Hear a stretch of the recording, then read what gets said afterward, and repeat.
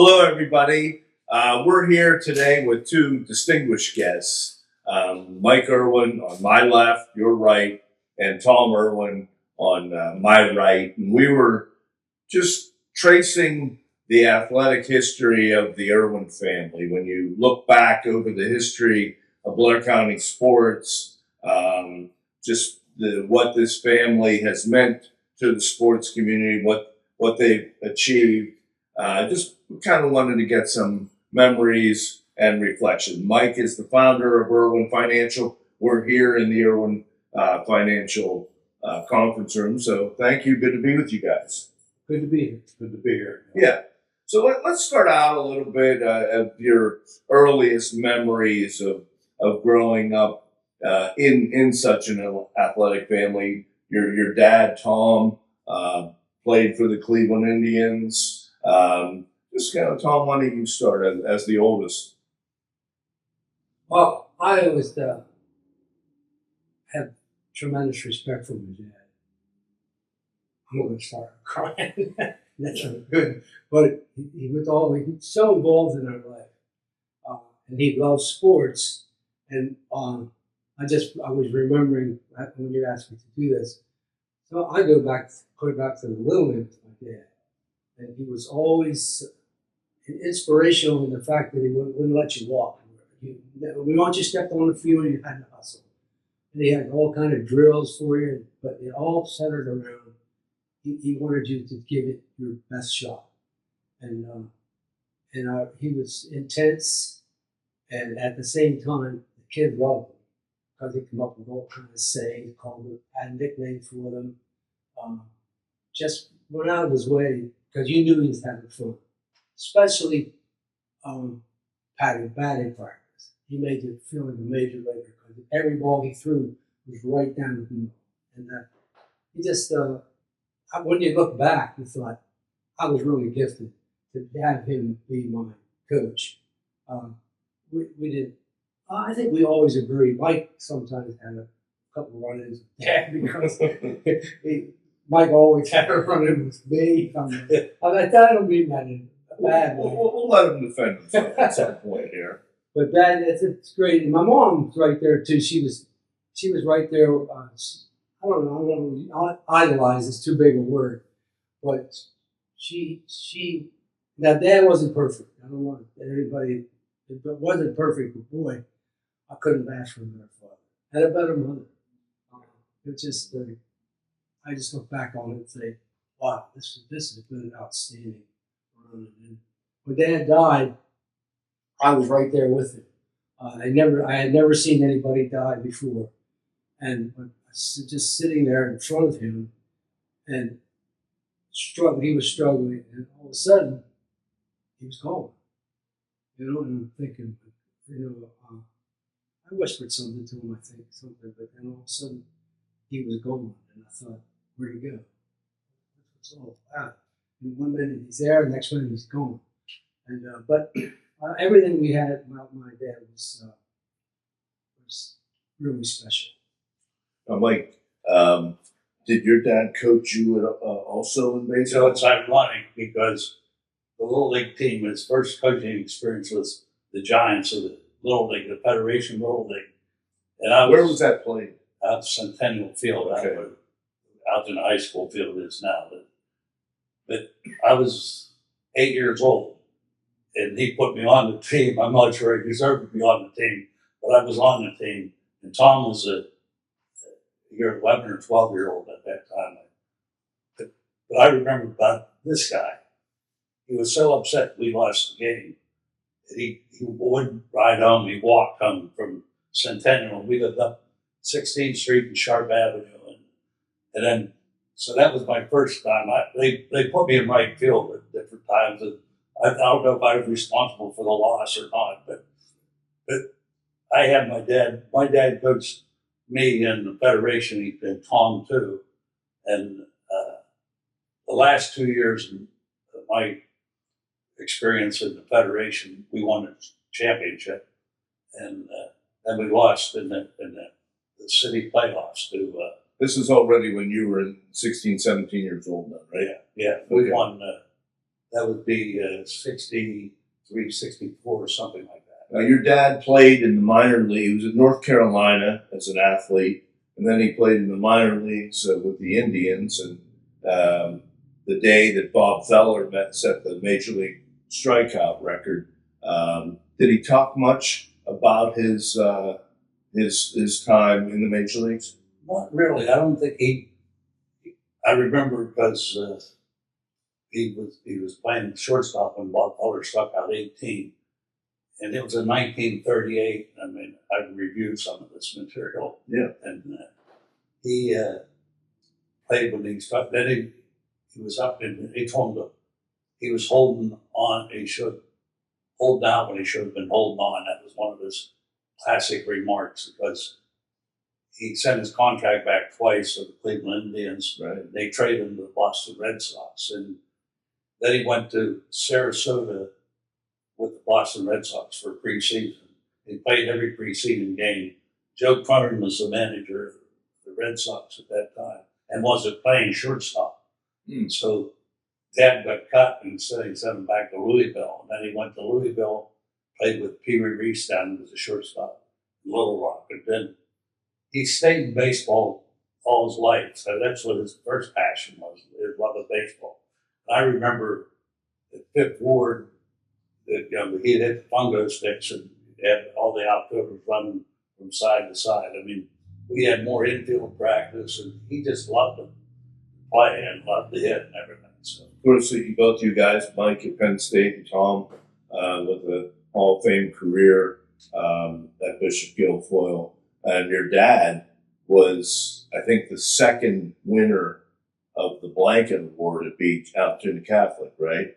And did Newt Rockney, even for some of your or young people that are younger that are watching this, Newt Rockney's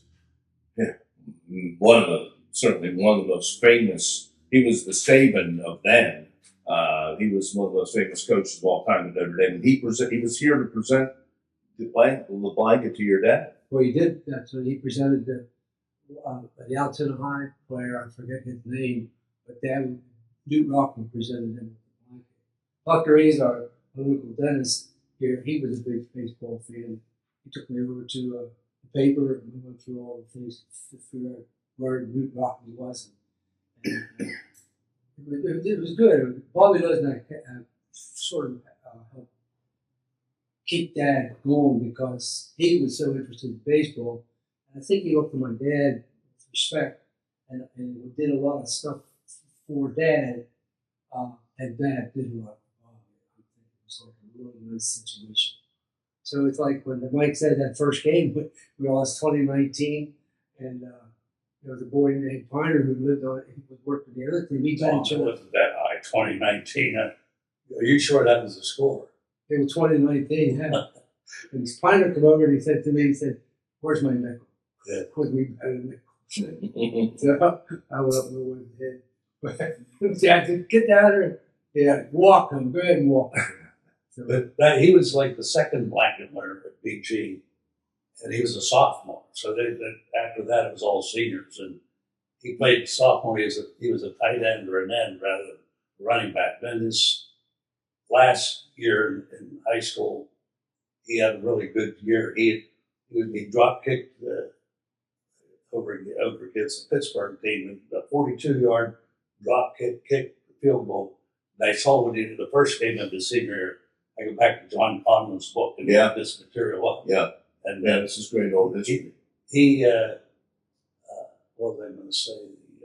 The first game he played, he had 2 punt returns for touchdowns. And he had his senior year. He probably could have played football in college in North Carolina. He was. Well, the games at the cricket field then, Mike, where did they play at? I don't know then. They Remember played Tom? in Maple Avenue, I think. we practiced, we played our games at the cricket field This was Altoona. You were at Altoona Catholic last class, right? last year. And then you were then they changed the name to be Bishop Guilfoyle, right? Yeah, right. And right when I was a senior, we were the last class to be called out to the cap. Right. But yeah, and that yes, it was a fun time. I mean, a good time. I remember Harry Clark. I know this comment's coming. Well, you made it. Harry Clark came up to Mike at one of the Hall of Fame receptions and said, "Your dad was the best broken field runner that Harry Clark had ever seen." And without missing a beat, Mike said, "Didn't you ever see me?" And I don't know, John Conlon in his book, he said Tom and Mike were pretty good players, but he picked my dad as the best running back that they ever had. And Tom really had an outstanding year, a senior year. He broke his wrist in about the sixth game, but the one I remember, I'll pump you up, Tom, a little bit here. The Northern Cambria, the only game they lost all year, Tom had 224 yards and 8 carries. Wow. And he was averaging 14 yards a carry. And then we went down and played Captain Jack, and they had a problem with lighting the night before. We had to go back down on Saturday. The third play of the game, he broke his wrist his senior year. And Captain Jack was Mount Union, those kind of, the whole region down there has had so many mergers. They had a lot of good players. But yeah, you don't get this bad times. Sometimes it's good times. You know, sometimes you look and say, "Well, that was a really terrible thing," but then you look back and think, "Well, maybe it wasn't so bad. Maybe it was a good thing." We ended up in Millersville, right? What was your recruiting process? You were very fast. You know, I just remember at that time. Mike even admits you were probably faster than him. and we raced. Occasionally. We were dead even when we raced. See? But how did you wind up in Millersville?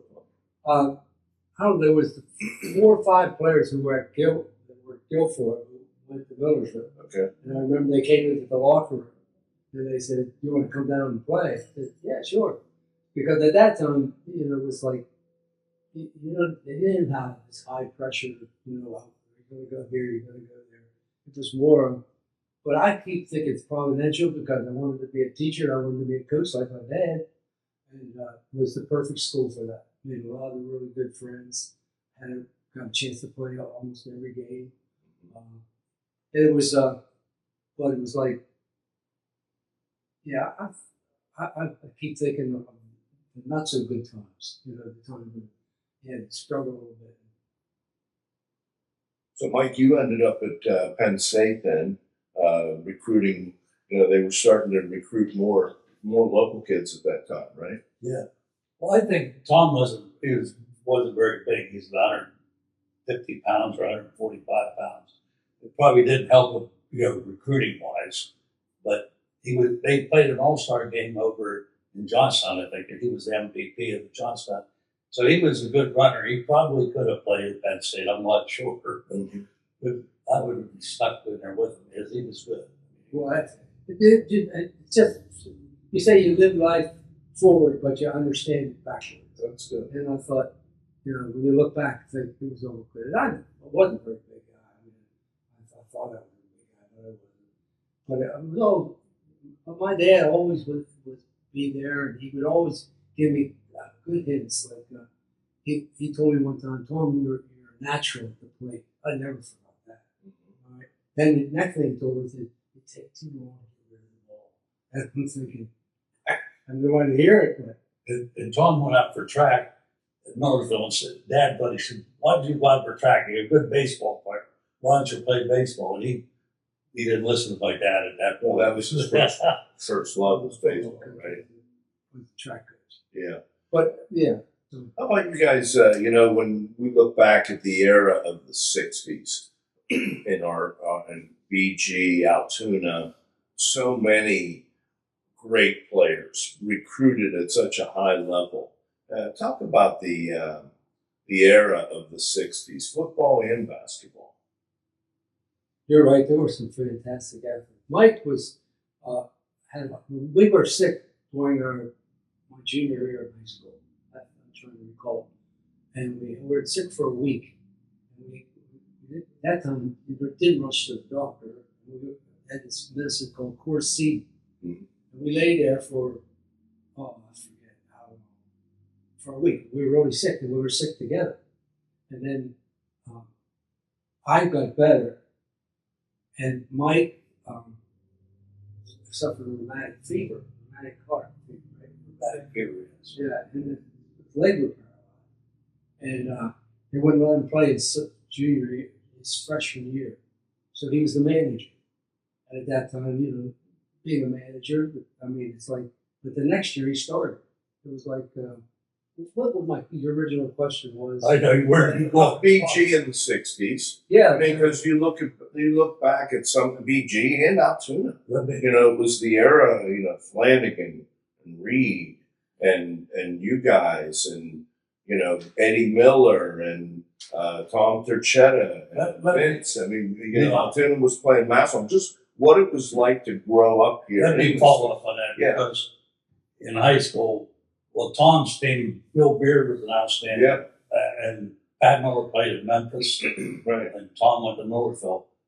But when I was my high school basketball team, everybody on the basketball team was Division I scholarship. Yeah, think about that. And Len Zandy and Yeah. Kaiser and Eddie Miller, Bill Hall. Phil Hoff, Tommy Wiley, and Bill Huber. Yeah, We were starting lineup with Len Zandy, yeah, and then in football, our backfield, Tommy Wiley and John Wiley, his brother played. they went to Purdue, right? Yeah, Tommy. Tom, and he coached with us when Yeah, Tom first took over at BG coaching position. He coached with us, but I was going to say our backfield, Huber went to Penn State, Wiley went to Purdue, Hoff went to Buffalo, and I went to Penn State. So we had a lot of Division I. did you guys have a sense then, just of how special the era was? I mean, was BG playing your home games at cricket field at that point? Until my senior year. I must have sold the cricket field. So we had no place to play. So we practiced at Maple Avenue, but then we played at Manchester Park. Okay, so what was the support like? They talk about it for Altoona sports of it was an event, you know, when Altoona was playing. Was similar for BG? Yeah, I think like didn't mention Geach. Yeah, Geach played. Well, we played grade school. Geach Gutschall. Right. Yeah. And he was an outstanding player. And we looked at a lot of the kids who played in that program. They went down to the high or chose BG. At that time, BG there was so many kids at BG. That's not the reason, but a lot of good players. They had a lot of good players on both teams, and they turned out to be a lot of good friends too. Mm-hmm. You know, sometimes when you're rivals like that, but I remember some of the people that played at Altoona got to be real friends, and of course Geach was one of my best friends. It was just it was a good time, and I guess we didn't recognize how good it was. And then I got a chance to coach with Earl Strome, and he told me Earl was like a tough guy, but and that sentimentality, you know, Mm-hmm. he cared. He knew he cared, Mm-hmm. but I remember him. They had just beaten Massillon, and we had to go to Sunday night meetings there. So, how did you get to? How was Earl coaching you? You were at BG, and he was. Were you on the Altoona staff? Yes. Oh, is that right? I taught at Keith Okay. for my first thing, and then Earl asked me if I'd come over and coach with him, and it was exciting, you know. And I remember within the game, Earl was there and I was here. I don't know how I got inside. Run the die. Mhm. Earl gave me that look like, wait a minute. Step your ground. But it was like, but I remember him at the meetings, but I really remember after Massimo, I walked into the meeting. First time I saw Earl. No, not the first time. One of the few times I saw him laugh. And he said, "Hello, Tom. Good to see you here, buddy." You guys had beaten Massillon. Yeah, well, I was coaching I understand. Keith at the time. Okay. But I had was on the staff. But he was a super guy. But you know, the other thing, looking back, the Procus League had football early on. You started fifth grade or something and played. And a lot of guys, Dean Lossay used to be at Roosevelt, and he would be recruiting these guys. they were recruiting like the Ed Flanagan played at Lady Awards, but then with Huber at the same time, but he was recruited went over there, right, played out to High. And there were several players like that. Louis Glasshauser, who also went to Purdue, and he transferred over. Petey Little. Catawba. Well, those teams. A bunch of guys went to Catawba. Yeah. Those two teams, BG and Altoona, were really good teams. Jim Curry and Geechee Gutcho and Raleigh, what's his name? Raleigh? Jerry Raleigh. So there was definitely competition. They were 8-2, and I think Altoona might have been 9-1 or something. There were a lot of good athletes at that time growing up and playing in these leagues. So as life has evolved then, and you guys, your kids, played at BG and Altoona, different sports.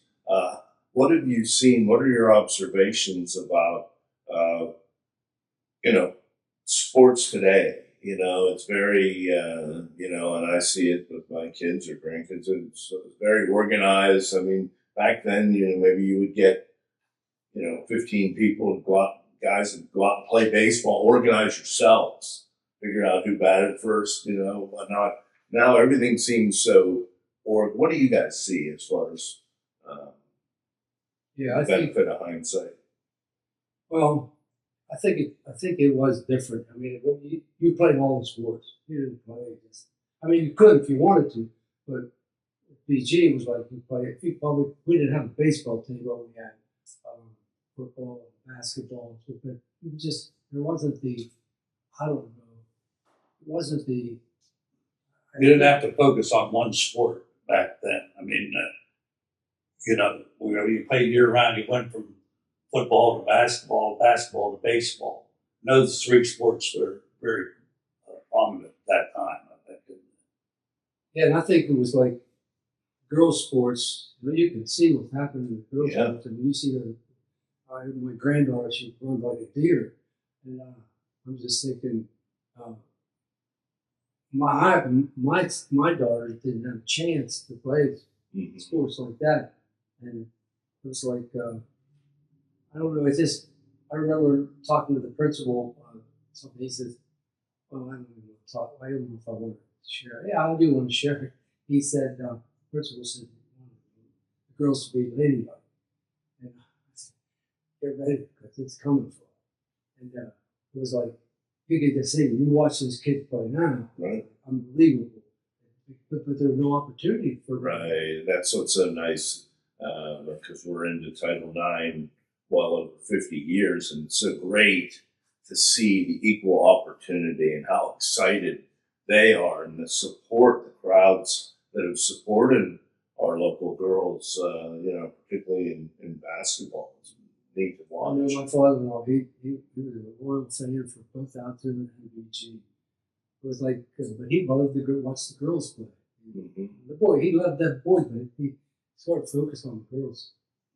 He recognized something. But BG at that time, the boys' sports, they only had football and basketball when I was there. They didn't have baseball, it came later. But our sister, Mary Beth, was a pretty good athlete. She went to be a veterinarian. Yeah, I'm sure. Yeah. She's a cheerleader, but she was athletic and she ended up being a pretty good tennis player. Our kids have been great athletes. Yeah, that's right. One's going to Penn State. Her grandson going to Penn State as a baseball player. And then Tom has a grandson that's going down there as a football player, Penn. Hermanack, he was a quarterback at State College High School. Yeah, he's on the Penn State rock. He's tight end now, right? He's gained a lot of weight. They got him up about 240 or 250. About 245 is that's the way he's going to stop. Is that right?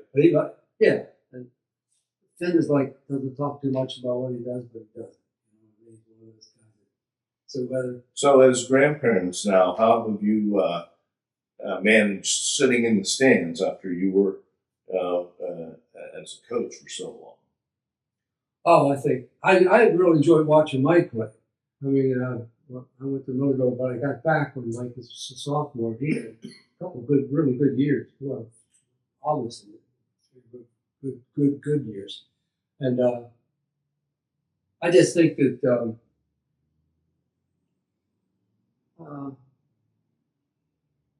trying to use the words I want to use Well, you always pick them carefully. I know that. here. I use the word. Yeah, I've heard the other side of it too, you know.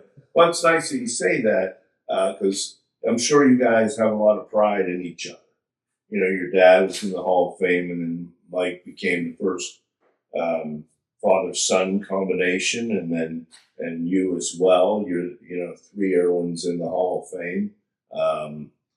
There's 3 Benson brothers this year. Lisa, Rachel Garrett joined her mother in the Hall of Fame. It's just the pride you have that you guys have had, Mike.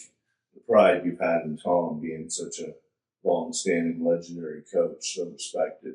Well, he's a guy who got me involved with football. I was probably ready to be cut at cathedral in 5th grade. Tom said, the coach, he said, "What about Mike?" They put me on the team. Yeah, I think they were Two fifth graders. We had 2 5th graders that made the team. Tommy Wirtz and I were the 2 guys. But I didn't get into any games that year. I don't think they were afraid I'd get hurt or something. But he's always stuck up for me. And we've competed together in basketball leagues afterward. We were pretty well loaded with our basketball team. We had Zandy and Hankley and Tommy Andros, and Yeah. we all played with Steinweiser, and we won the league, obviously. Dick Roethlisberger was our coach. We lived across the street from Lozenack. Bob Lozenack, as Tom said, was a good friend of ours. He coached me in our basketball in Cathedral. I was the first coach of basketball we had. And he's done a lot. He fixed the bottom of the church up with baskets so we could practice. And you were one of the people he leaned on when he wanted to come here and bring minor league baseball team, which has changed the face of the town really forever. I mean, they talk about Altoona on national broadcasts and whatnot. But Tom, you mentioned when you were at Millersville, you were able to get back and see Mike play at Penn State. I'm sure that was a thrill. It was. They called me at Louisville, they called me night train. Because at that time, my father worked for the railroad and I had a pass. So I could jump on the train and come from Louisville. And trains ran all the time. I could get my 6:30, 9:30, 3:30 in the morning. But it was like, I got to get home. And then, that's good and bad. I had the pass, but I hate to admit it, maybe I should have been studying more. But it turned out to be good. All turned out to be good. But man, I just Well, you studied on the train, and you were able to watch your brother play at a high level. So Let me tell you, I used to grab, we had a study hall at the library for freshmen. Dick Anderson was our moderator. I used to pull the Lancaster paper out every week to see how he did. Yeah. And he scored the winning touchdown the first game he played. I'd say I'm praising you a little bit, Tom. Well, that's cool, Mike. And you worked in a plug for newspapers, so you can never go wrong with that. Because they had, I remember when I was a student there, they had the kind of the journalism reading room in Petit Library, where they had every newspaper from the state. So you can go up there and read the sports sections, for whether it was Lancaster or Altoona or Pittsburgh, wherever you wanted to. So just just to maybe kind of put a bow on this, where do you see sports going, as we transition into the next generation here, scholastic sports, maybe. well, before I answer that question, Yeah. throw out what do they call it? Shout out to Mike. Yeah. He and I don't agree on a lot of stuff. I mean, we're but I love him. Just let me move over next to you. And we don't think alike, but we always have each other's back. Yeah. And I thought that was, and I think Mom and Dad would be, but it's like, so we don't talk controversial issues. I'll get back to the original question. Yeah, you forgot that. I'm glad you made your point, though. I mean, it's been such a mutual respect that you guys have had. I love my brother, even though I'm nasty toward him once in a while. And I've seen you guys play tennis together. Oh, yeah. It's, great brotherhood. Well, do you have anything that you'd like to add? This was fun to get together. Maybe we'll get your sister involved. Yeah, better. And her husband, Paul, don't forget No, about it's all Paul. to say. Because they're dying to get out here and be on this program. They are. Yeah. Paul said some things last night. Mary Beth has a lot of the paraphernalia, a lot of the writing clippings from when Dad played. And I don't know. I think Tom stole the other book, and I never see what all they had. But no, we've gotten along great. And You know, I was going to, I woke up this morning and said, I don't want to do this. Right. I said, I just don't want to do it. And he said, what do you don't want to do? I said, well, long story short, I'm thinking, I'm going to call it sick. And I apologize for that because you've been so good for local sports. It's like crazy good. And you've always been so kind to us, my whole family. So I want you to know how much we appreciate that. And I was laying on the couch thinking this, I gotta go. Well, hey, you know, Tom, I appreciate you doing hopefully the right thing. I've had a great relationship with you, Mike, the whole Irwin family, your kids. Your kids are some of my best friends, and what you guys have meant to sports. I thought this would be really neat. I'm learning more that I didn't know. But thanks for getting up and doing it today. I knew you couldn't call in sick, Tom. We would have brought the crew over to your house. Well, I know you don't like to talk about yourself, though. I know you well enough to know that. So it's pretty good, and I knew it was going to be good. I looked up and I said, it's going to be good. You got to go. Yeah. So I'm happy I did. Yeah. Thank Lenora for sending you. Didn't even ride a bike. well, it's surprising. The shape you're in, Tom. We all want to be in the shape you're in. Okay, Neil, it's been a good event. Yeah. Appreciate it. Thank you. Thank you. Thank you for watching. Thank you for Brian Irwin and John Fiore for their organization. Nate Taylor for helping us get this thing up technically. Hope you enjoyed it, and maybe we'll do it again. Thank you.